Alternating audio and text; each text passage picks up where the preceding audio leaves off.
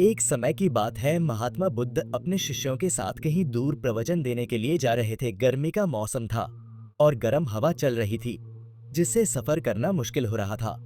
परंतु उन्हें यह सफर तय करना ही था, क्योंकि प्रवचन देने जाना बहुत जरूरी था।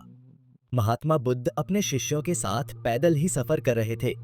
काफी दूर तक पैदल चलने के बाद महात्मा बुद्ध को एक सुंदर बाग दिखाई दिया, जिसके बाद महात्मा बुद्ध ने सभी को इस बाग में आराम करने का आदेश दिया।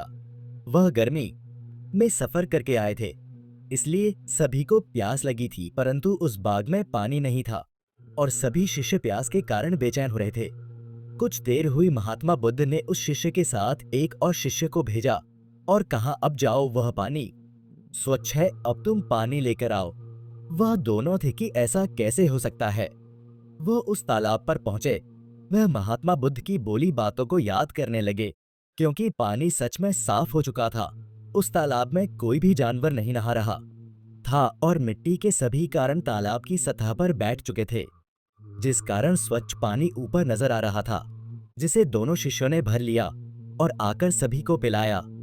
जिसके बाद उन्होंने महात्मा बुद्ध से पूछा कि ऐसा कैसे हो सकता है कि वह पानी स्वच्छ हो गया, वह दूषित पानी था। महात्मा बुद्ध ने शिष्यों को उपदेश देते हुए कहा कि वह पानी दूषित नहीं था।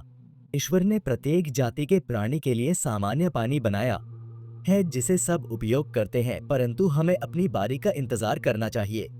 वह जानवर उस स्थान से नहा के चले गए, जिसके बाद मिट्टी के कण तालाब में बैठ गया और वह पानी स्वच्छ हो गया और तुम उसे भर लाए। यदि हम इंतजार ना करते और सफर पर दोबारा निकल जाते, तो इससे बीच रास्ते में ही प्यास के कारण हमें बड़ी समस्या हो सकती थी, जिसका हमारे पास कोई निवारण नहीं होता। इसलिए सही समय का इंतजार करना एक बेहतर मनुष्य की पहचान है।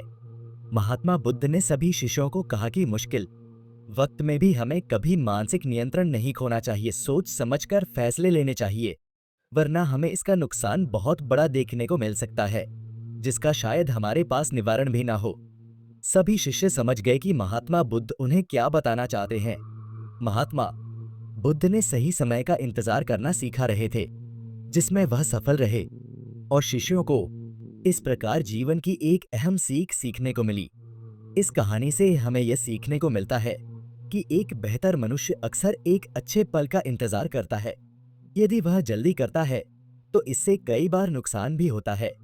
इसलिए हमेशा ही समय का इंतजार करना चाहिए, पर जब मौका मिले तो मौके को बिल्कुल भी ना छोड़े। समय का पहिया चलता है, वह किसी के लिए नहीं रुकता है।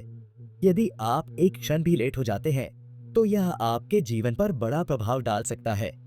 दोस्तों, अगर आपको हमारे द्वारा बताई गई गौतम बुद्धा मोटिवेशनल स्टोरी अच्छी लगी हो और अगर इस प्रेरणादायक कहानी ने आपको कुछ सिखाया हो, तो कृपया चैनल को लाइक, सब्सक्राइब, कमेंट जरूर करें। अपना कीमती समय इस कहानी को देने के लिए धन्यवाद।